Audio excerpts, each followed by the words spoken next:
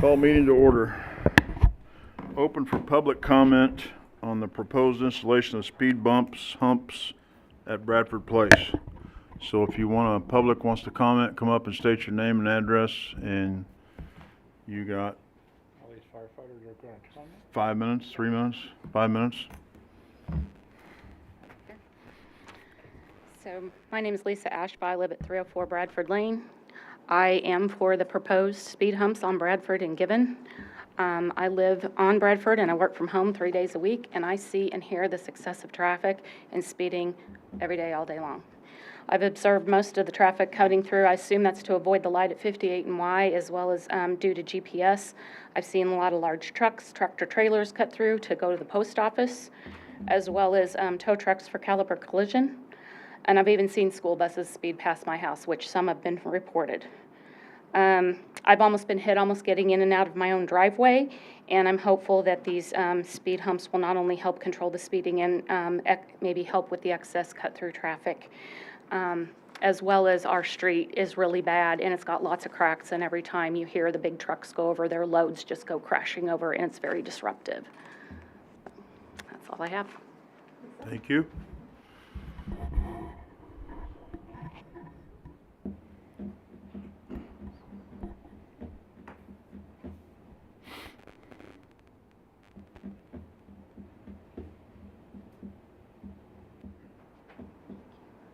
Anybody else?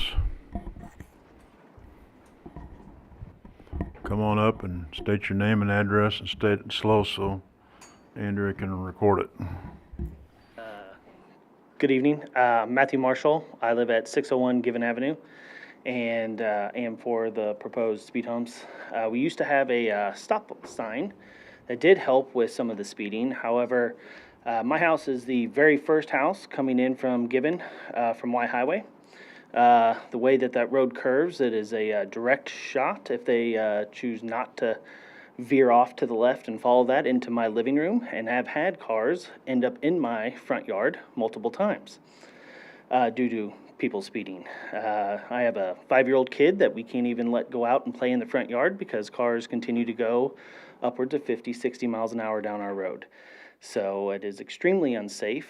I'm not convinced as to the reason to pull the stop signs out, because they did help and allowed the police department to write tickets for that, although they could write tickets for speeding as well, and have yet to see an officer in our neighborhood to do that. So this is a daily occurrence and is something that should be approved. So thank you.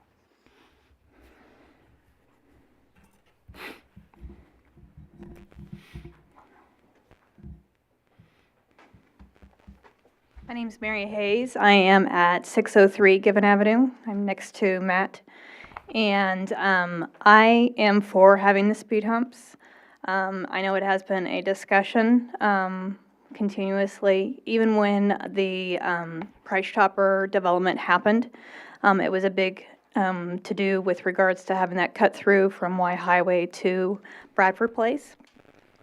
The big condition was the fact of we knew that people were going to cut through, and also the speed coming through our neighborhood. At that time, during that development, their engineers said that the curve will slow them down. That's not the case. Yes, they did several traffic studies through the Public Works, and I know myself and my husband have actually talked to the director a few times while he was out, either putting them up or taking them down in regards to it. And there is a lot of traffic that does come through our street. I know most of our neighborhood doesn't see it because they're in the cul-de-sacs. But for us that live on the main thoroughfare, it is very unsafe. We do have speeding cars, motorcycles, ATVs.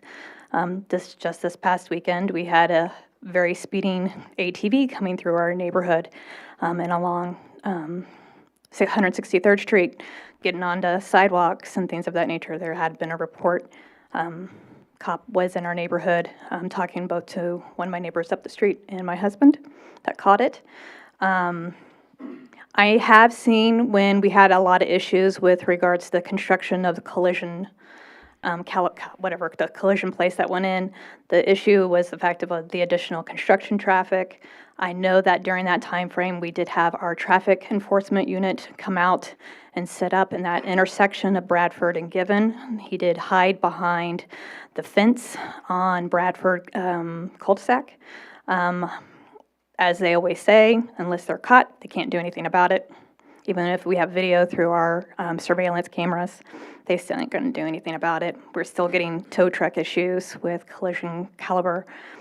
I'm for the speed humps. I know many aren't, and I know that there is a cost, but they are efficient, and there are several around the whole area that can show that it does slow down speeders. So.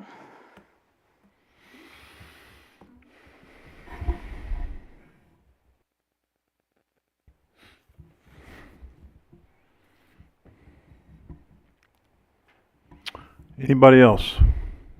Come on up, state your address and name. I'm Ryan Johnson. I live at 602 Given, right across the street from Matt and Mary. I too am in favor of the speed bumps. We have had several cars fly through there, including mail trucks, school buses, Jimmy John's drivers go through there constantly, multiple times, because it is on the other side, and they do it to avoid the stoplight and stuff. I do have cameras as well. Nobody's ever asked me to see the cameras. I can show you speeders going through it all the time. When there were stoplights, I offered my cameras to show people that were running the stop signs, or not stoplights, but stop signs. But nobody's asked for them. But it's definitely there if you want it. I've got the proof. But there you go. Yeah, I say go for it.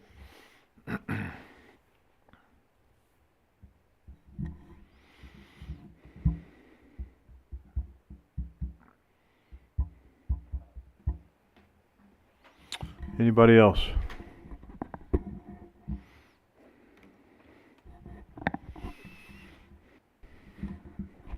Anybody else? All right, seeing none and hearing none, we will close the public comment and move to the Pledge of Allegiance. Councilmember White. Pledge allegiance to the flag of the United States of America and to the republic for which it stands, one nation, under God, indivisible, with liberty and justice for all.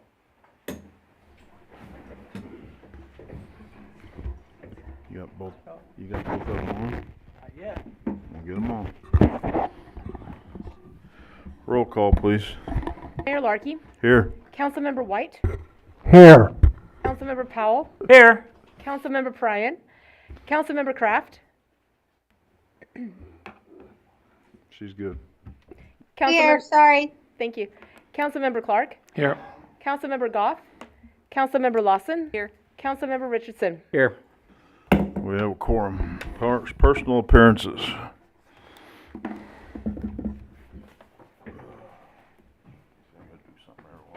Huh? Right. Finally showed up.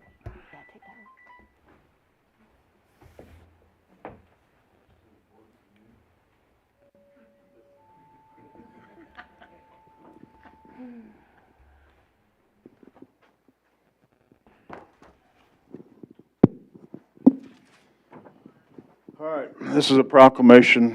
Whereas Mayor of Belton and City Council wish to pay special recognition to Dana Martinet for his loyalty and 30 years of service to the Belton community. And whereas Dana began his career with the city as a firefighter paramedic on January the 12th, 1993, and was promoted to captain on February the 7th, 2001. And whereas Dana's leadership and work ethic has been invaluable to the fire department and to the city.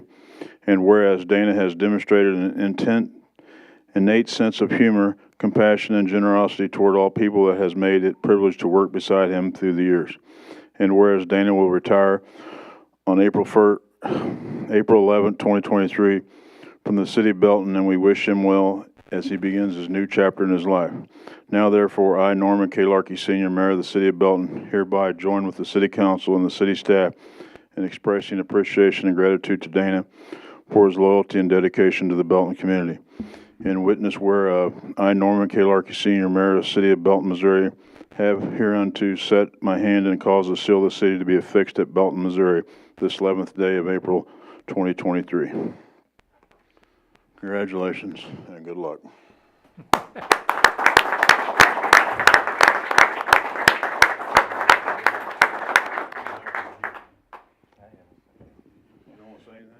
I think most people were there yesterday, but Dana will be a large loss to our department. He represents a lot of experience, knowledge and experience.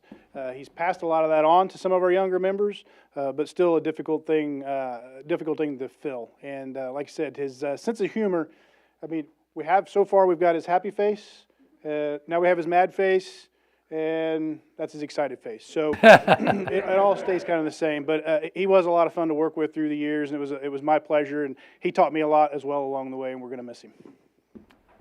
Yeah, say something. Something. This has been the best job I ever had. I've loved every second of it. I wish I could have stayed longer, but it's kind of tearing my body up. We're just pretty busy, and I'm getting old. So, I don't know. It's a good job. I've loved it.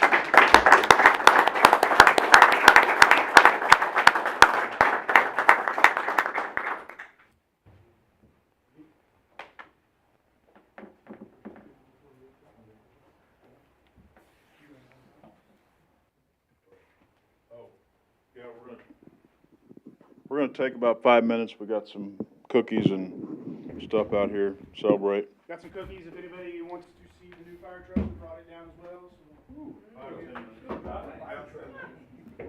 Wow.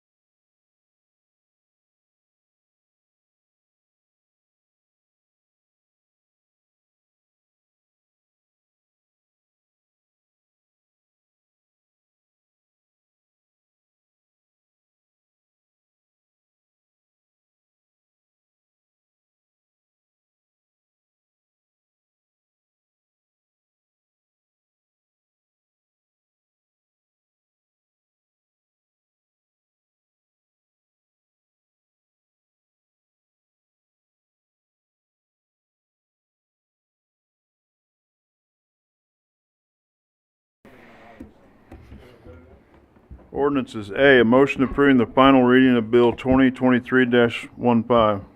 An ordinance approving a special use permit for an electronic message center sign at 305 North Scott Avenue in the city of Belton, Missouri. Present. Second. We have a motion and a second. Any discussion? Hearing none, roll call, please.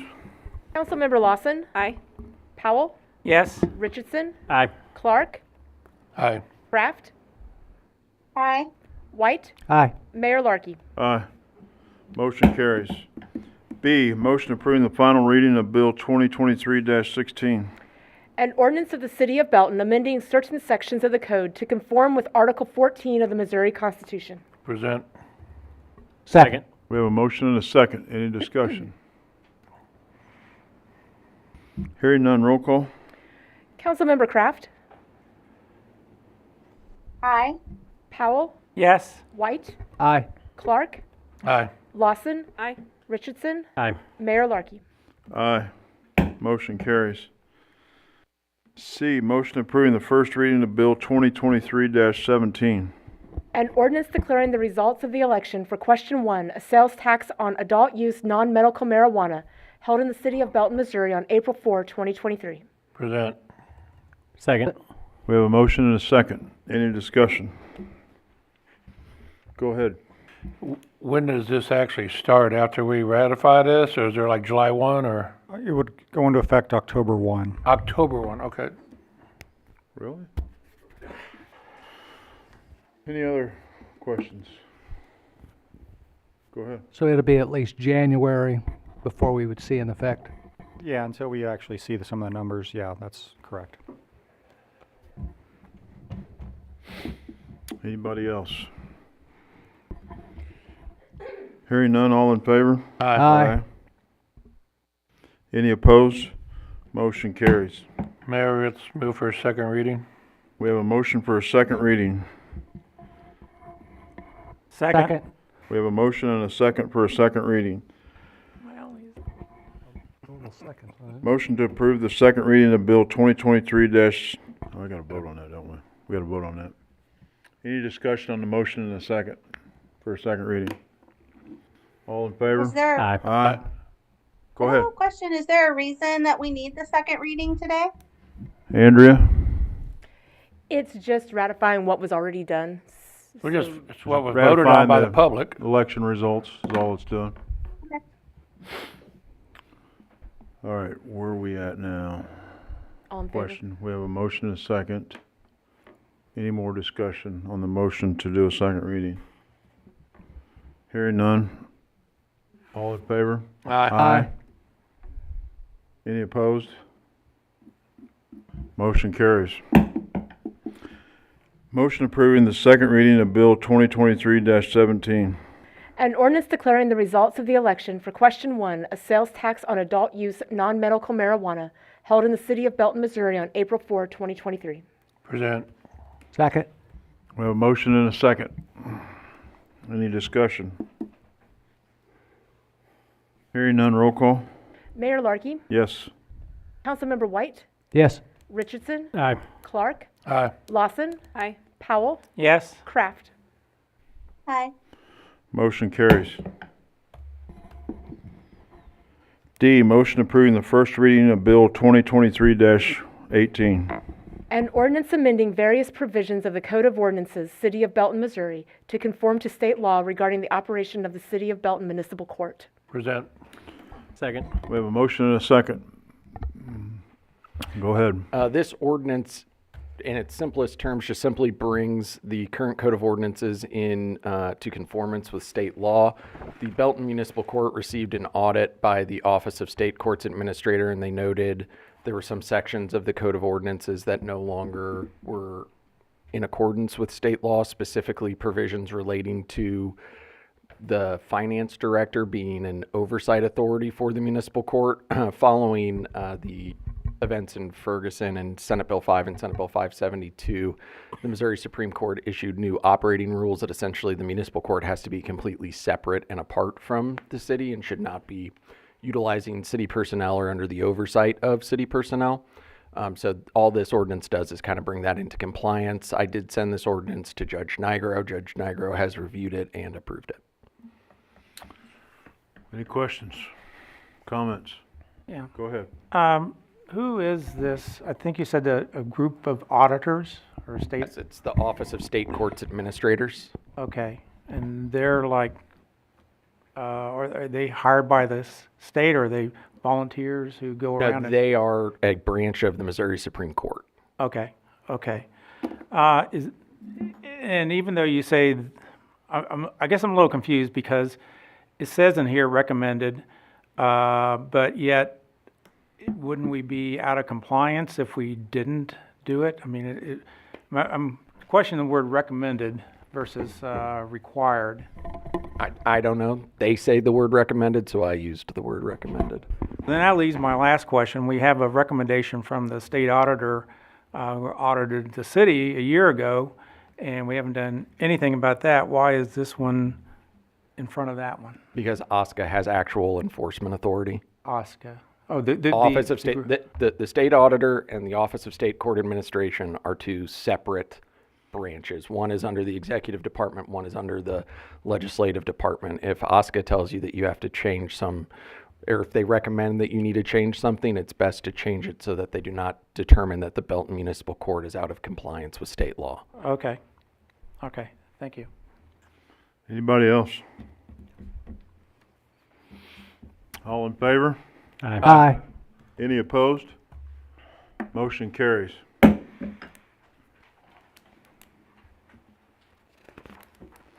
E, a motion approving the first reading of Bill 2023-19. An ordinance approving the 15th Amendment to the Old Town Belton redevelopment plan to approve the 809 East Walnut Street project as redevelopment project 2023-2 and to authorize tax abatement as described therein. Present. Second. We have a motion and a second. Any discussion, Carolyn? Yes. Good evening, City Council. Public hearing for the consideration of the 15th Amendment to the Old Town Belton redevelopment plan is for 809 East Walnut Street, which is a residential project. The details of this project begin on page 12 of tonight's agenda. The application was received on March 8th of 2023, and the Old Town Belton, Redevelopment Corporation recommended approval on March 15th, 2023. A notice of public hearing was sent to the taxing jurisdictions in accordance with state statute. The total project cost is $27,010, which provides for level A2, which is 90% property tax abatement for 10 years. Exterior costs are 61% of the total project costs at $16,400, which include exterior trash and front porch removal, siding removal, stucco repair, new windows, new trim, paint, new gutters, and downspouts. The interior costs are 39% of the project costs at $10,610, which include interior trash removal, subfloor repair, ceiling and drywall repair, a tankless water heater, and HVAC repairs. The applicant could not be present this evening, but has written a letter of appreciation for your consideration of his application, and I placed a copy for each of you at the dais. Any questions? Public hearing first. Oh, yeah. All right, a public hearing regarding the proposed Fifth Amendment to the Old Town Belton redevelopment plan for redevelopment project 2023-02 pursuant to section 353.110.3, small paragraph 2, RSMO. Anybody want to speak on behalf or against the public hearing?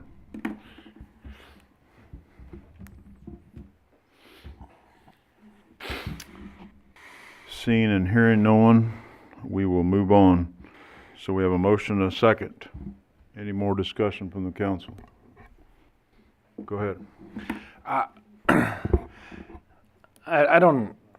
guess I don't have issues. I do have issues, I guess. I mean, I'm talking, so most of these other ones that we've done has all been owned and operated, or owned and the person that lived there actually owned the building. So now we're getting into rental programs and trying to figure out, I mean, So he improves this, I mean, if, let's say it's renting for $800 now, we give him a tax abatement, he gets to charge $1,200 and he doesn't have to pay taxes. So now all of a sudden, I mean, and how do I know that he's not doing all the work and paying himself and using this compared to a third-party company? Is that something, I know we track the receipts and all that, but I'm just trying to figure out how this works with a landlord compared to a homeowner. So we will track it with receipts. He'll have to turn in all of the receipts. We do allow for self-labor, so there might be a portion of it that the owner decides to do himself, and under the policy, the current policy, that would be okay. We did discuss at the beginning of starting the Old Town Belton redevelopment plan whether or not we wanted it to be strictly for homeowners, or if we wanted to go ahead and open it up to people who were going to purchase and rent. And the determination was made that really what matters is that Old Town Belton elevates the appearance, and I do believe that this applicant will do that. Go ahead. I mean, do we know, though, that he intends to rent it out as a landlord? He could be a flipper. He could just be renovating it to sell. That's the question I got. Can this transfer, if he sells this in 6 months, can this transfer to the person that buys it? It stays with the property. The tax abatement stays with the property. Yeah, because we just, That's what I thought. I just want to make sure. we just had one sold over there on Walnut too, I believe it was. That she put on a garage and and had a 353 and it sold with, I mean. Anybody else? Hearing none, all in favor? Aye. Aye. Any opposed? Motion carries. F, motion approving the first reading of Bill number 2023-20. An ordinance approving an amended preliminary development plan for Autumn Woods, generally located at the northwest corner of West Markey Road and Belton Avenue. Present. Second. A motion and a second. Matt? Yep, the developer of Autumn Woods has submitted a revised preliminary development plan to be able to replat the subdivision, which would allow each building on its own lot rather than having all buildings on one lot. This is intended to help the development complete the build-out at a quicker pace. Due to existing constraints with topography and the floodplain, the street and building layout remains the same as previously approved.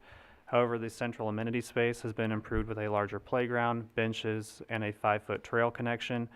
Additional landscaping has also been added to meet current code, as well as larger back patios for the buildings in the second phase. There's also a separate ordinance for the approval of a revised development maintenance agreement that has been provided. This agreement includes updates that will allow the installation of individual water meters per unit, rather than all units being on a single meter as originally and currently required. Additionally, the agreement includes timelines for the completion and installation of landscaping amenities, public and private investment improvements, and on-street parking. The developer is also responsible for the installation and enforcement of no parking signs on one side of the street. The Planning Commission did hold a public hearing on March 7th, at which no one spoke in favor or in opposition to the request for the preliminary development plan. The Commission recommended approval of the development plan by a vote of 4-1. The Commission also approved a revised final development plan pending council approval of the preliminary development plan. Separate preliminary and final plats will be required to be approved before construction can begin on the second phase. Any questions from council? Go ahead. Is this the same developer that did phase one? I do not know that answer. I believe that there's a new development partner involved with this project. Okay. Well, I think it's ironic they mentioned trees in here because I know that when phase one started, they went onto railroad property, cut down a lot of trees, and never did reimburse them or never got fined for it or anything. So I'm not sure how we are going to enforce this thing in here about the trees. Maybe you could explain a little bit more. So we would be installing the trees per the landscaping plan that's been provided in the packet, and the landscaping in the first phase along Markey Road and then in the amenities areas have to be installed before we'll issue building permits on the second phase. for the landscaping that is adjacent to the buildings in the second phase, those would be installed and completed as the buildings are completed. Okay. Well, hopefully, well, I guess it doesn't make any difference if maybe the guys turned over a new leaf, but no pun intended. And I guess the other question is, why, this is before my time. I mean, this has been there for several years. It seems to be taking forever. Do we know, how long does a building permit last? I thought it was 6 months or something. So it's issued and it's good for 6 months, but you have to get an inspection within those 6 months, and then it will renew automatically for an additional 6 months. Okay, so as long as they're building something that can be inspected, then Yeah, it as keeps long as they're going. calling in for inspections at least once every 6 months, it will extend that. And that's part of the reason for coming forward with this amendment is from a financing standpoint, getting financing on an individual building is easier than having to continue to go back and get financing on the property as a whole. Okay, okay. Okay, thanks. Go ahead. You said the vote was 4-1. Correct. Can you tell me why the 1? The one vote in opposition mostly was related to concerns that really relate back to just the original approval that are kind of beyond our control at this point, related to the density of the development, the lack of on-street parking, and those types of items that are difficult to correct based on the current layout of the site. Okay. I actually asked Mr. McDonough today, and he sent me an email and just highlight a couple of things. One is the fact that it's taken a long time. He says occupancy permit, and this is just from him, occupancy permits were received before completion, interior and exterior. Landscaping is still not complete after 2 years. There's still not enough parking. There's only 1.5 spaces for each 3-bedroom unit. Some of this kind of overflows into the next resolution or ordinance, I mean. Then parking on both sides of the streets are already hard to negotiate. And how would Belton enforce the no parking on one side of the street if these are private streets? And he refers to it as an eyesore. I can't say that. I mean, it's housing for people, so that's kind of up to the people to keep it up. But anyway, that's what he said. Go ahead. I mean, I've been on this council for 4 years, and I've been complaining about this project for 4 years. And I was told this was the time that we can demand stuff to be done, and I think this is the time that we asked for it, like the parking. I mean, what Tim has told you is absolutely true. You can't drive through that subdivision, and we couldn't get that fire truck through that subdivision without pushing vehicles off to the side. So I'm not going to vote for it. I'll tell you that up front. I want to see more parking lots, off-street parking. I was told this is when I got to complain about it publicly, and this is when I get to do it. I like what the Traditions have done. They put in some big parking lots for off-street parking. These streets aren't wide enough. They're parking on both sides, just like everything that's been discussed today. If this is our time to tell them that we want something different, this is the time for us to do it, and I think we need to do that. Yeah. That's my comments, Mayor. Yeah. And you remember, Traditions was, well, now I'm getting all my meetings confused, but there was an issue with Traditions parking on both sides of the street, and then we did have a resolution or something where we've got signs on one side of the I think we road. never had an ordinance that says they could write a ticket for not parking on that side, and then when they added on, I don't think we ever put signs up, is what the issue was. But I think there's signs there now, and they're public streets, so they can be enforced, but these are based on the thing on page 56, these are private streets, so I don't know how how the city of Belton could enforce that. The city of Belton could enforce the regulation due to this being adopted by ordinance as an additional zoning regulation. So violation of anything within the preliminary development plan would be a violation of the city's zoning ordinance and would be subject to fine under that provision, under Okay. the So zoning following up regulations. on what Dave said, that is not in here, like, in this particular ordinance we're debating, it doesn't say anything about parking on either side of the street, on one side of the street and leaving the other side, empty. So that'd be at least one thing to add to this.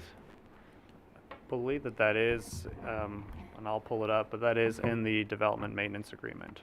Right, and it's in the second thing. That there's only parking on one side? Yes, that is in the development maintenance agreement. Go ahead. However, the Councilman last Watt. time I was in transitions, there was a car parked right underneath the sign, no parking on this side of the street. Oh, absolutely. I have pictures. Well, the problem with this parking over here, he has it on the very north side of the subdivision. So, I mean, if people are visiting in phase one or at the very end of Marquee, I mean, there's no parking there. I mean, it's just, I think he needs to add more parking. Anybody else?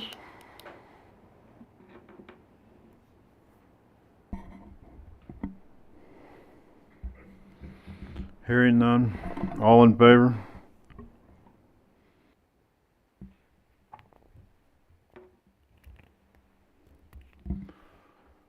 Motion fails.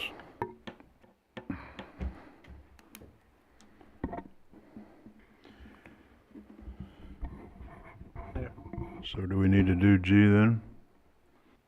I think we would need to take a vote on G as well. All right, motion approving the first reading of Bill 2023-21. An ordinance approving an amended development and maintenance agreement between the City of Belton and Autumn Woods Development, LP, for public and private infrastructure and site improvements in Autumn Woods.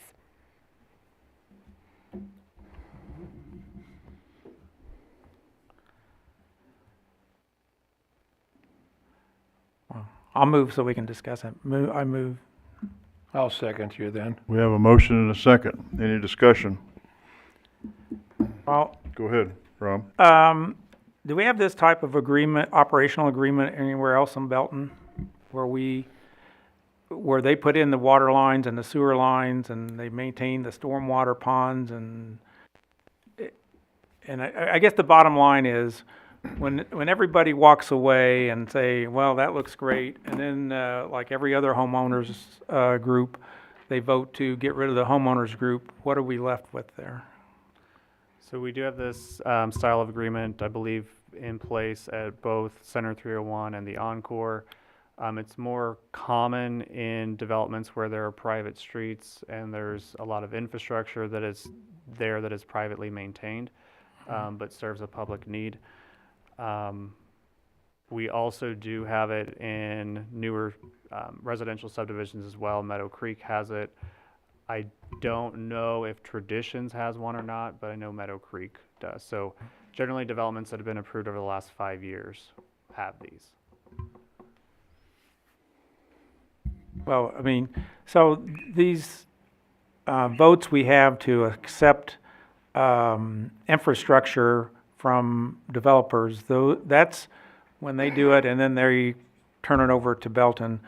And then the other way of doing things is to leave it with the development or developer, I guess. And Yeah, the votes that come through, those are specifically for the acceptance of the public infrastructure once it's Right. been approved and accepted by the Right, city. okay. And in this, I noticed it doesn't say water a lot, except for stormwater. It says drinking water. Is there a reason it says drinking water rather than just water supply? Are they going to, I don't know, wash their clothes with another water or something, or? That was the language that was utilized in the original agreement from 2016, so we kept the language consistent and modified it as needed. Okay, so who is responsible for the drinking water, Belton or them? It would still be City of Belton Water, but they would be responsible for installing all the infrastructure because it is still private. Okay. So the other day, we were talking about a private sewer line, and we said, how could that happen? And that's the way this happens. We allow a developer to put in his own sewer line and water supply line. So question to that. If they get rid of that 1 meter like they have now and they go to individual meters, is that gonna be a city main through there, or is that still gonna be private? It'll be a city main through the subdivision. I would also note, in terms of public improvements, your guys' UDC and generally Missouri law requires that developers, no matter if there's a development and maintenance agreement, that they construct all public infrastructure, roads, sidewalks, water mains, sewer mains, all of that occur. Go ahead. Matt, I think we can actually approve this agreement on this one because he's already got places there and it's going to mandate that he improves and has no parking on certain sides of the streets, or is there a conflict if we approve this one and not the other one? The issue there would be is that the trigger point for requiring this amendment is that the amended preliminary development plan was approved. Since it was not approved, there is no longer a trigger to require the maintenance and development agreement. So instead, it would just revert back to the original preliminary development plan that was approved previously, and then the original maintenance and development agreement that was approved previously. That's what I wanted to find out. Thank you. So, Go ahead. I guess I got lost, in my old age, I kind of spaced out there for a moment. So I don't know if, I didn't hear the answer to his question. When it's all said and done, the developer's gone, and they don't have a homeowners association, who does it fall back on? So it would be whoever the property owner is. So the current agreement would go with whoever is the property owner. So if they sell it, it's the new property owner who's responsible. So each individual property owner would be responsible Enforcing for the that. street and all that stuff? Correct. Yeah. And the way that the current development plan is approved, it has to remain as one lot. They can't bring forward a replat to subdivide that any further without bringing forward a new preliminary development plan. And I don't have anything against new housing, particularly this housing. I think it's a good place, and if it moved faster and was had streets you could drive down, that would be great. But when this does come back after some revisions, hopefully, in this agreement, there's something where it says if the developer doesn't, for instance, let's say he's still on site and a water line collapses and Belton goes in and says, okay, you need to repair that. It says he's fined $500 a day, but it didn't say when the fine starts. It says, the problem could be reported by a resident to City Hall, and then a letter is going to be sent, and then he has 10 days to come up with a plan, and then he has a certain amount of time to do something. But is it 500 days from the initial, $500 a day from the initial call? I don't really care, but it wasn't specific, and I could see that being debated when this happens. It doesn't say when the $500 a day fine starts. That's the bottom line. So, Councilman, we run into this issue sometimes in code enforcement. If you can prove at a certain date, then you can start fining at that date, if that makes sense. okay, yeah. It went through all these different things that would happen, the discovery, the letter, the 10 days for a plan, and then it said $500 a day. So if just clarify that $500 a day fine starts at the point where Belton discovers it's an issue. Where there's proof, yeah. Yeah, okay. So should we table this? I would suggest that. I make a motion, we table. Second. We have a motion and a second to table 2023-21. Any debate on the motion to table? Hearing none, all in favor? Aye. Any against? Motion carries.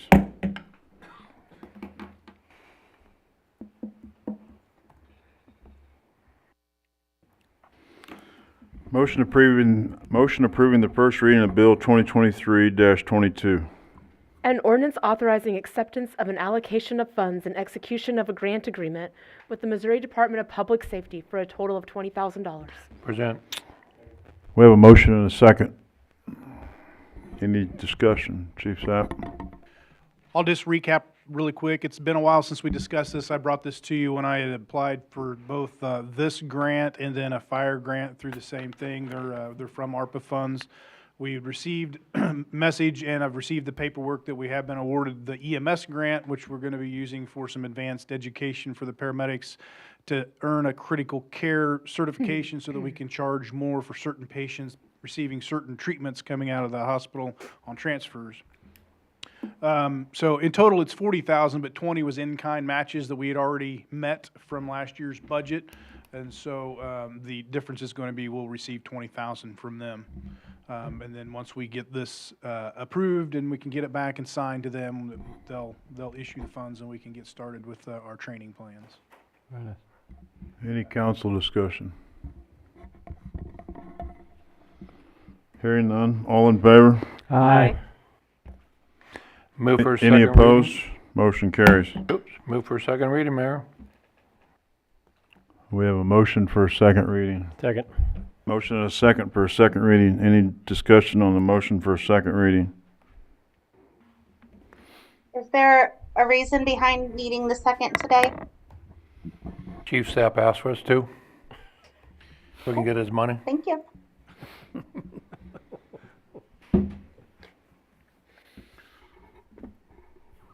All in favor? Aye.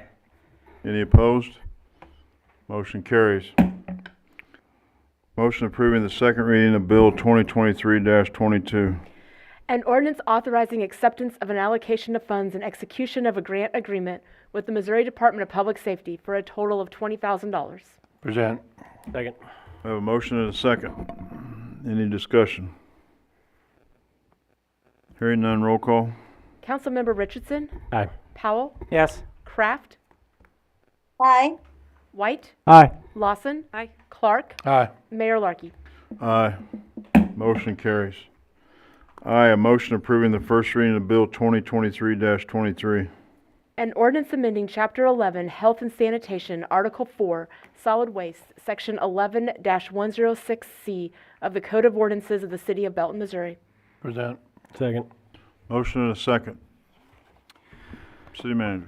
Yes, Mr. Mayor and council members, this ordinance is in response to the contract that was approved at the previous meeting with GFL to provide curbside recycling. If you looked at the kind of the funding plan that I had sent out to everybody, the plan is not what you're voting on today. What you're voting on today is the ordinance to set the first year's rates, and the plan is just to give an idea of what we could do potentially utilizing the existing fund balance. And the difference between what we're being charged currently and what we will be charged when we start curbside recycling in August. And so what we are recommending is that we go with a new rate of $18.79 per household for trash and curbside recycling, which would be a $2 increase from the current bill, but would also include the curbside recycling and the bins that go along with it. I'm glad to answer any questions. Any discussion? Again, I've still not had a individual that tells me they want curbside recycling. Duly noted. Anybody else? Mr. Mayor, if I may, I'll just ahead. add one more thing to Go that. We are, in addition to this, we are, and I think this was discussed during the resolution last meeting, going to obviously look into the possibility of getting some grant funding to help us with, to help folks who might be in financial need to help cover some of the costs of the curbside program. But that, there are some programs that we've already identified that could help us with that. It could take us, the funding cycle for one that specifically that we're thinking of is already closed for this year, so we would apply for next year. And so we're probably looking at about 18 months-ish before we would know if we had any kind of relief for that. Luckily, this $2 we feel like is a very, very low barrier of entry, and we're hoping that that helps. Thank you. Any other discussion? Seeing and hearing none, all in favor? Aye. Any against? Motion carries.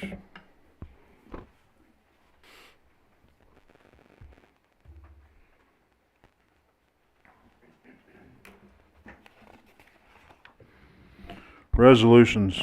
A, motion approving resolution R 23-32. A resolution approving a public service agreement with Oates, Inc. at an annual rate of $11,520 for a 12-month term. Present. Second. We have a motion and a second. Any discussion? Seeing I and have a hearing. quick question. Is this? Go ahead. Go ahead. Sorry. No, Is go this ahead. for the same amount of services that they provided before? Yes. Yes, it is. Yep. And that's Wonderful. paid for, Thank you. Mark. Say it again, Angela. I just said thank you. Okay. Go ahead. I said, isn't this paid for by Mark, isn't it? We have some agreements with Mark, yes, to do oats, but we also have some of our own that we have to pay for some of these oats transportation that we provide. Anybody else? Hearing none. All in favor? Aye. Any opposed? Motion carries. B, motion approving resolution R 23-33. A resolution of the City of Belton, Missouri approving and authorizing the execution of a contract between the City of Belton and Placer Labs, Inc. for location analytic services. Present. Second. A motion and a second. Any discussion? Hearing none. All in favor? Aye. Any opposed? Motion carries. C, motion approving resolution R 2023-34. A resolution approving the execution of a lawyer-client fee agreement between the Fire Department and Fairley Law, LLC. Present. Second. We have a motion and a second. Any discussion? Anything you need to say? Only if there's any clarification that needs to be done. What's this actually for? So we apply for GEMT funds every year, which is a substantial amount of revenue for us, and we're being audited for the first time for the fiscal year FY19, and we're extremely unhappy with the results because they say we're going to have to reimburse. So his specialty is to look into that, and he's actually already been working on it to try to resolve and make that audit look a little bit better than what it is right now. Yep. Anybody else? Hearing none. All in favor? Aye. Aye. Any opposed? Motion carries. D, a motion approving resolution R 23-35. A resolution approving the purchase of a 2024 Ford F-650 upfitted with a 14-foot heavy-duty flatbed and a 6,000-pound capacity electric crane in the amount of $126,714 from American Equipment Company. Present. Second. Have a motion and a second. Any discussion? Go ahead. So will this be as pretty as the fire truck that was out there? I can only wish. Anybody else? What will this be used for? So this is a flatbed truck that has a crane on the back, and it's primarily used for lifting heavy water parts. So we move plates that we have to place over holes that are in streets, and we don't have a way of doing that now except using a loader and having it basically come from our lot and haul it all the way out. And we also have heavy valves. So a lot of bigger water lines, if you ever seen one of our valves, they're quite large and quite heavy. Right now, we actually have to try to lift that by hand, and it's something we shouldn't be doing. We should have a piece of equipment be able to lift valves and different pieces of equipment, pipes into place, and not do it by hand anymore. Thank you. Anybody else? Hearing none, all in favor? Aye. Any opposed? Motion carries. Consent agenda, one motion, non-debatable, to approve the recommendations noted. Any member of the council may ask for an item to be taken from the consent agenda for discussion and separate action. Present. Second. We have a motion and a second. Any discussion? I'd like to take off item D, Item D, all right. dog. All right. Anybody else? Hearing none, all in favor except for item D. Aye. Aye. Any opposed? Motion carries. Item D, motion approving resolution R23-36. A resolution appointing members of the Budget and Finance Committee. Present. Second. We have a motion and a second. Councilmember Powell. Well, are these meetings private? City Attorney? No. Under the Missouri Sunshine Law, these meetings would be as a subcommittee of the city and would be open to the public. Okay.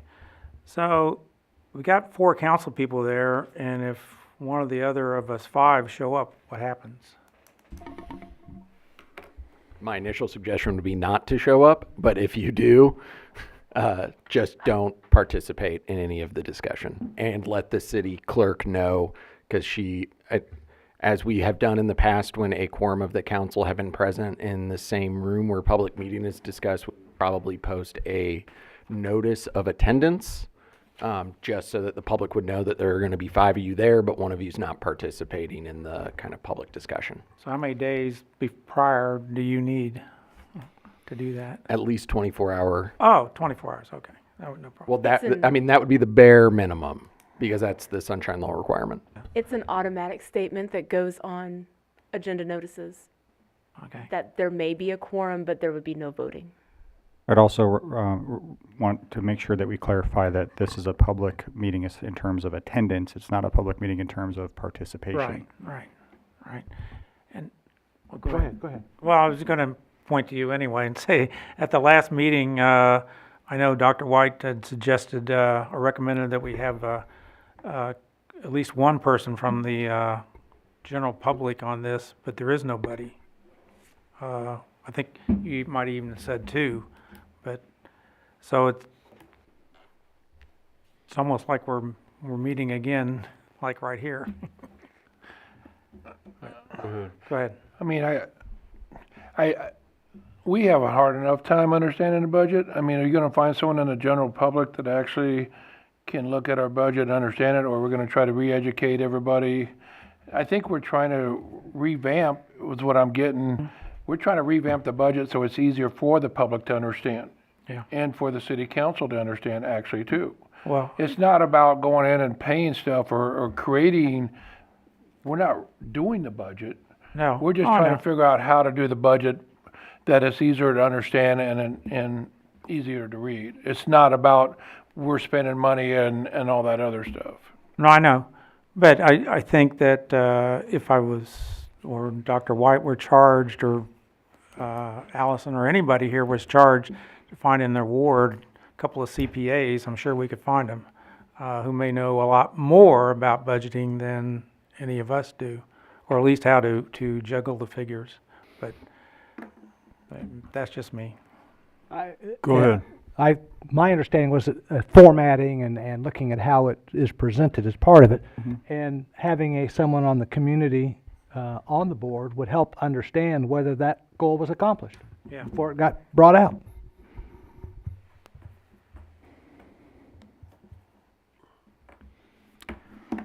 So working committee, I'm not 100% opposed to having public representation on the committee. I'm not sure it would be very helpful, at least in terms of what the goals are specific, at least initially from what we're trying to do with this, because we're trying to look at what we have,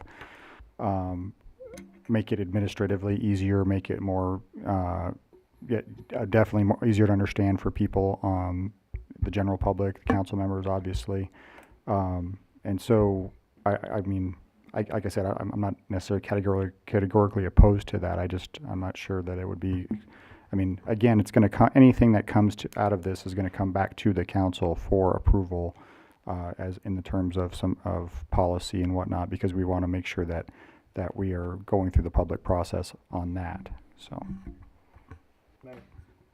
Go ahead. I'm for this. I just think that at some point, you may want to add someone from the community. We may get to that point. I think there's going to be a lot of meetings in the next 6 months. I mean, I would hate to burden, a citizen for that up front, but maybe like you said, maybe there'll be a time when we get a final finished product. We could look at it then. I am all for getting public feedback input on this as it comes out, and before we make it essentially, the new law of the land when it comes to budgeting and how we propose and how we present finances. I think that's a welcome oversight that the public should provide. I just sometimes when you're making the sausage, the more hands doesn't necessarily make it more efficient. If that makes sense. Go ahead. I agree with Brett. This definitely has to be done. No offense to the last budget. It was much easier to understand than previous ones, but I think there's a lot more work that can be done. But every time, and I sound like a broken record, but every time that I ask about addressing the recommendations, particularly one recommendation about overhead allocation, again, the answer is that this committee would be doing it. But now I'm hearing that it's more to make it understandable to the public. So I think there's some meaty issues there, not just making it easier to understand or using the right spreadsheet or the new software or whatever. I think there's some meaty issues there that have to be addressed. I think we are going to address those. Okay. We're just not going to change this current budget, or we're not going to recommend. Nope, if we get into the overhead allocation, we deem it that we need to change it, yeah. we will bring that back Okay. to this body. Okay.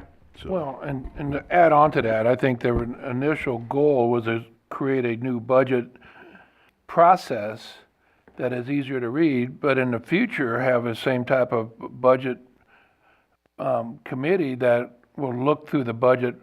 And actually, we have input as a city council, not that, because sometimes in the past, we didn't know what the budget was until January when they gave us our books. Sure.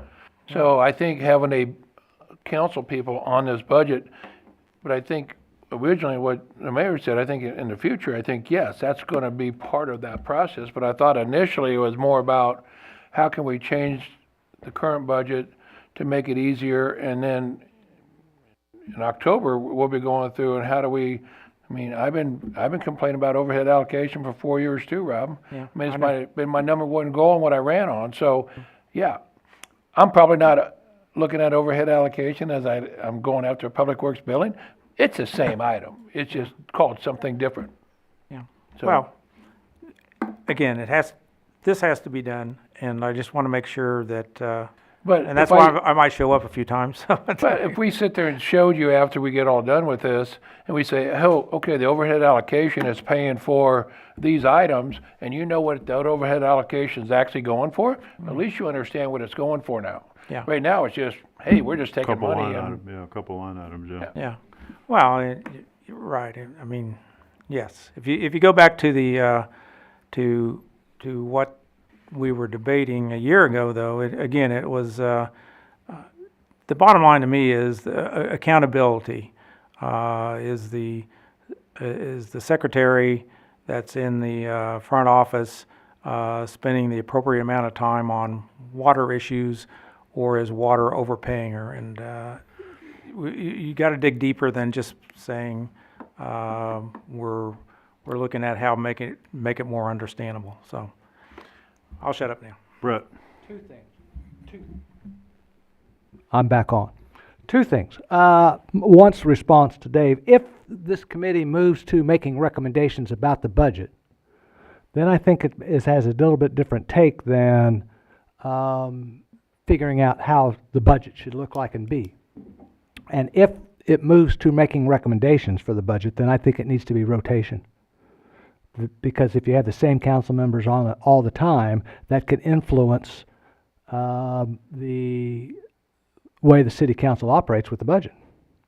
And so I think it would need to be rotation to where it's different people on different years or whatever. I understand that. I will take that under advisement. But I do definitely understand what you're saying. Of course, I don't care if they rotate or whatever, but I kind of like the fact that city council people will actually be engaged in the budget long before January. That's the thing I like about it. So, But it's not that we have the final say. I mean, it's still got to come before the 9 of us, and everybody's got to say yes or no to it. But I think we have a little bit more input on where the money goes and how we spend it. And, you know, if overhead allocation is something that we want to tackle, then I think that's something that comes from the 9 of us. And when we go into the budget committee, we can look at stuff like that. How do we tackle that? But I just think having an easier budget for the members to read is trying to be more transparent. I think that's what Joe's trying to do, is be more transparent with the public. Yeah, and I want to point out that having a budget and finance committee that includes members from the elected body is not unique to this situation. In fact, a lot of cities have a similar type of committee. It just so happens we have a lot more meat and a lot more lifting to do on the front end of this than what you might normally do on a year in, year out basis. But obviously we envision that this would not just be for the revamping of the budget process and our finances as we sit, but moving forward, it's kind of one of the key arms to the council in terms of overseeing our finances and how our budgeting process is done. I don't envision this replacing the budget timeline and process that we started this year with the public input and bringing, the workshops and all that stuff. That stuff will continue. This just adds another layer to it of input and again, transparency and cooperation and the whole 9 yards. Anybody else? Angela, you have anything? No, I'm good. Thank you. Okay. Nobody else? All in favor? Aye. Any opposed? Motion carries.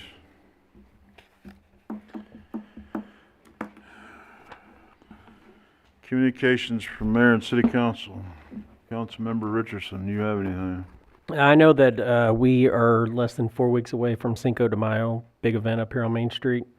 Food, music, shopping, so everybody come on out. What date is that? Friday, May 5th. May the 6th. No, sorry, May 5th. Councilmember Lawson. Yeah, I'll give the parks updates report.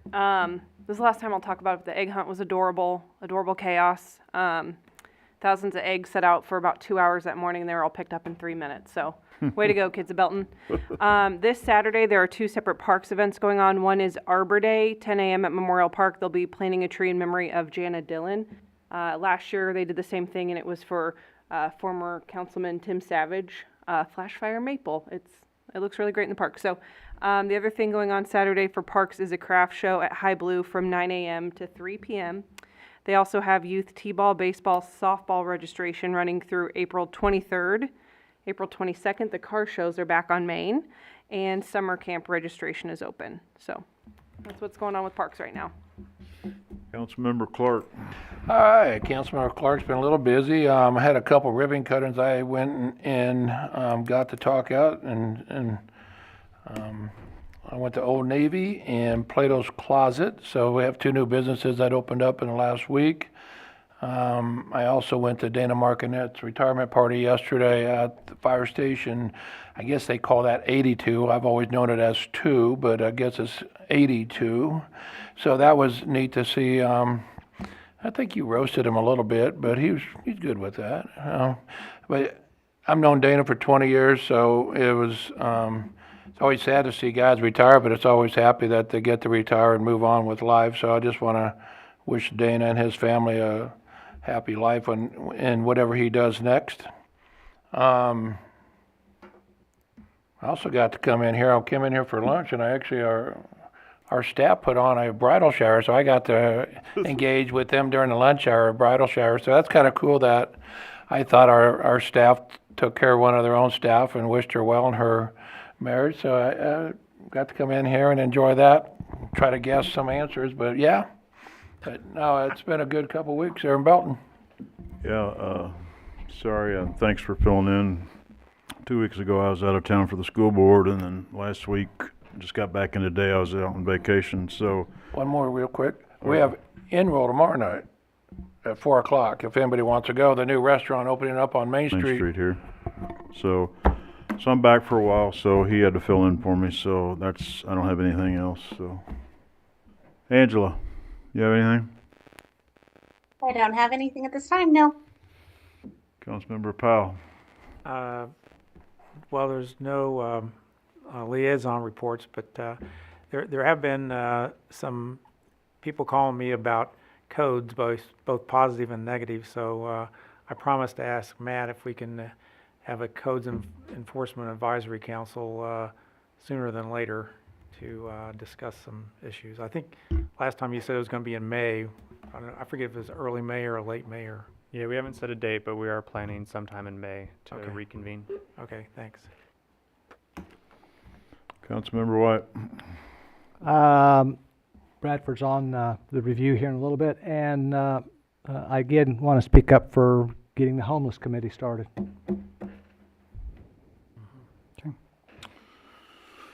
City Manager? Yeah, I had the opportunity to speak at the joint Belton and Grandview Chambers luncheon today at Memorial Station, along with the Grandview City Administrator Jamal Gungar, and that went really well. I think there were about 70 people there is what they estimated. I wanted another reminder to everybody that the second May meeting has been moved from the 23rd to the 30th. I want to congratulate Greg Rokos for his appointment to Assistant City Manager and publicly acknowledge that again. Congrats, Greg. An RFP is nearly ready for our comprehensive plan, so that'll be coming out very soon. And then I also want to let the public know, and I've talked to a lot of you folks, and not everybody yet, but we're working on a joint Parks Board City Council meeting, and I think that our date could be May 9th. Might be the May 9th meeting. We would have very limited city action that night. We would try to move the city action to the second meeting in May, or try to push it up into the second meeting in April. So May 9th is when that joint meeting would occur. That's all I've got. All right, anybody else that we missed? Items for review and discussion. Item A, Southtown Plaza TIF contract amendment. I just wanted to inform City Council that the Southtown Plaza, the Herman Enterprises part of the TIF contract will be coming before you sometime next month to amend the construction deadline for the second pad site that's next to Aspen Dental. Currently, the construction deadline is May 31st of this year, and the amendment that would be coming before you would push that construction deadline to May 31st, 2025, so out 2 years. Any questions? Hearing none. Item B, Bradford Place speed humps. Yeah, I wanted to make sure that we obviously had the public comment today, and I wanted to get direction from the council if we would entertain the idea of doing a resolution to push forward with installing speed humps in Bradford Place. I got 55 signatures. It requires 66 of the 80%. So I got 67%, more than 2/3, which is what it takes to change the United States Constitution. So I have enough signatures to be able to change the U.S. Constitution. I think it should be able to go in and add speed humps. Now also, you had some of the citizens that live directly on the entrance. They're getting ready to open up for lack of a better term, a bar and grill almost at in the entrance of Bradford Place. I think we need to protect the citizens. And I'm recommending the speed humps, and I'd like the stop sign back. Maybe I'll get at least one of the two. So I recommend that we bring it up for at least vote and let the city council vote whether it happens or doesn't happen. Everybody good with that? Sure. We can vote on I it. have a quick question. Go ahead. The signatures that you've gotten, are the signatures that you haven't gotten people who oppose it? Or you just haven't gotten everyone's signatures yet? Half the people won't answer the door. And then 11 of the houses are rentals. And most of them, I cannot get a name to sign a contract. Matter of fact, I asked, do what? I was just going to say, I asked because I did have two people reach out to me. One was against it, and one only wants a speed bump on Given. But other than that, I've only heard positive things from those residents. Yes, and about them I got the wanting. same call that was against it, and I spoke with him when I went to his house and to ask him to sign it, and he said no. And very nice man. So, Who is going to decide where it is? I mean, this is Bradford Place, but that says Given, and all the comments tonight, I think, were from Given. I couldn't get up. Where they would be in true government fashion, we could do a committee. I was just joking. I know that. Already talk about Given and Bradford. Yeah, they over by the post office and somewhere around the entrance of on Given. Okay, so it'd be on Given. Okay. And by the post office. Oh, so there'd be humps. Yeah. Okay, it's an S. Humps. Okay, all right. Go ahead. This is my only concern is, are we going to putting speed humps in everywhere around Belton from now on? Because I noticed there was on one of the pages on Facebook, everybody's like, well, I want a speed hump here and I want a speed hump here. And next thing you know, we're going to have speed humps and speed bumps all over Belton. That's my only concern. Go ahead. Yeah, thanks to the folks that came and spoke tonight. I think we were all contacted, maybe most of us were contacted by one person in the area that is against them. I live on Mill Street, and that was one of the first things when I got on council was my neighbors asking if we could put speed bumps on Mill Street, which is a very heavily trafficked street around schools. And speaking with Public Works, we talked through why that's not actually the solution we think it is. So what I would like to hear before this comes to a vote is the plan of where they'll be and the expected efficacy of putting them in.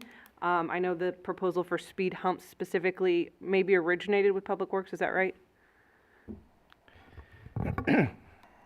Well, in choosing the right traffic control device or traffic calming device would be a speed hump. I mean, people ask for speed bumps, but that's not really a solution. The speed hump is what the solution is to slow people down.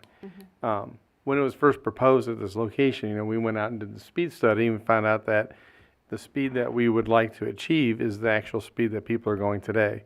And so that's why, we weren't a big proponent of installing them.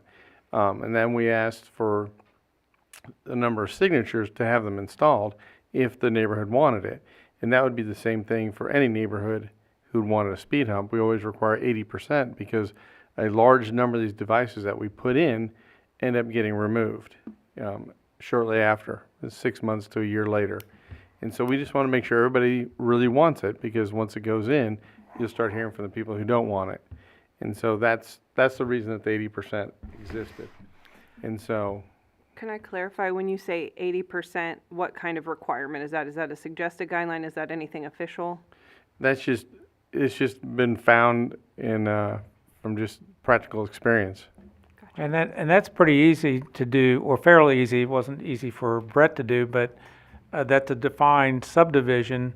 If you wanted to do it on Main Street, then 80% of what? Old Town, just Main Street? I mean, so it was. I think it was an arbitrary number, and I applaud Brett for going out and getting as many signatures as he did, and like he said, more than it requires to change the Constitution. The other thing is I have 11 houses that are rentals, and majority of them I can't find someone to sign. So if I didn't include the 11 houses, because they've transitory, there's been, I know several of the houses have been already 2 different renters in a year and a half. So if I remove them, I'm at 75%. I appreciate the effort, and I understand there is a desire there with a number of residents, a significant number of residents. I would just like to see what you are proposing specifically in terms of how it will work to calm the traffic, where they're going to go. There are complicating factors over there with some of the commercial businesses in the post office, so I get that. I really hope not every residential street starts collecting signatures for traffic calming devices. So, yeah, that's all I have. Anybody else? Angela, you got anything? That was it. Thank you. Go ahead. The only thing I would say is I'm going to probably support Greg and make sure we do the 80%. I know it's trouble, but I think the reason that we did that was to make sure that majority of the residents, 80% of them wanted it.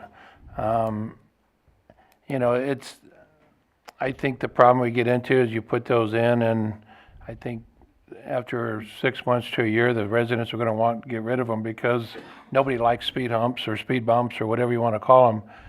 And after our traffic study, I think we did 2 different traffic studies, and both of them came in saying that the people were actually going less than the speed limit that we actually have maintained right now based on our studies. You don't have to believe it, but I mean, we have data that shows that stuff, and we use them all the time. So, and I think another thing that I heard was the police sat out there, and most of the people that were either speeding or running the stop signs were residents, like 86%. So it's not people driving through on a public street that's doing this, it's residents. I agree. Some of it is the residents. You're right. But it's And I not, also have cameras where people showing the police on their cell phones talking as people are running the stop signs and not seeing them. So, you know. Is it a motorcycle? Because they don't have to stop. No. Okay. Go ahead, Rob. now I'm confused because I thought it was owners, but now you're saying residents. What is it? The 80%? It's the owners. And the owners. reason that it was made specifically for the owners is because in the petition, it was placed that if they want it removed, that the homeowners are gonna have, or would have to pay for it. If you get it from the I signed residents, under then that idea. I think it get 80% residents. No, I'll go help you get 80% residents. well, the thing is, if the residents move, like he says, if the resident who signs it is no longer there because he doesn't own the place or she doesn't own the place, then it's a homeowner. Yeah, but that's not Greg's argument. Greg's argument is that somebody's gonna have to pay to take them out. Well, that's what I'm saying, but That's why he wants the owners to sign it. Well, Go I, ahead. Wait a minute, go ahead. Wait a minute. This Go is, ahead. this is a question for you. Was in gathering signatures, was that made clear to them? oh, yes. Okay, thank you. Go ahead now. I'm with, I'd like the city manager to put it on and let us vote and Yeah. see what, We're there. I think we're just arguing now. Not arguing, but discussing. Go ahead. Hey, what is the cost to put them in? I'd have to look up to be sure. It's somewhere around $10,000. that's what he said last year. And the cost to take them out, if they ever want them out? It's gonna- $10,001. Just Okay. kidding. Just I You had to lighten the know, mood a little bit. The fact is, 55 people signed the thing. And Right. for someone to go get that many signatures, it's not gonna happen because the people that live on, I call it the L because it's an L, are not gonna want them out because they are extremely frustrated with the lack of safety they feel on their street. All right. I'm not against it. I'm just, would the 55 people be willing to put up the 10,000 to put them in? Well, I think we've already crossed that bridge. You're right, yeah, that's why they have a Got your say. orders. Yeah, we'll prepare a resolution, we'll bring it forward, we'll have costs included in that, and proposed locations for the speed humps to where would they be installed, so. Help him. Can- Item, go ahead. Can Greg do a little presentation? Microphone. I'm on. Can Greg do a little presentation? Because I know When you go to the Councilwoman Lawson was interested in hearing a little bit about You're cool. presentation about it at the same time. Sure. Okay. Item C, Powell Park SUP. Yep, staff has received an application for a special use permit for Powell Park, which is proposed to be located at the northeast corner of Main and Herschel, which is on the vacant lot across the street from the City Hall Annex. This park is proposed to be a privately owned park that will be accessible to the public as a passive park and would include a gazebo, walking paths, gardens, and a labyrinth. Staff has provided comments and is awaiting revised plans before noticing the Planning Commission public hearing. A special use permit is required for outdoor recreation uses in the C1 zoning district. Any questions? Go ahead. Is there gonna be a barbecue grill? You can bring your own. Okay. Anybody else? Hearing none. D, OmniGo contract. The police department Been will awful quiet tonight. I tried to be. The police department's going to be bringing forward a purchase basically it's a renewal of our software package for our CAD and law enforcement report management system.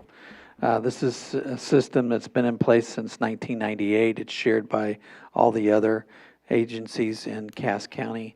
It is up for being replaced in the future at some point, but to maintain this system is what we have to do until the new one is developed and designed and purchased. But this year, we're looking at $76,443.16, and that'll be what's coming forward in the future. Any questions? Hearing none. I move we adjourn. Second. Dang, you didn't let me get it out of my mouth. Got a motion and a second to adjourn. Any discussion? He must be hungry. Hearing none, all in favor? Aye. Aye. We stand adjourned.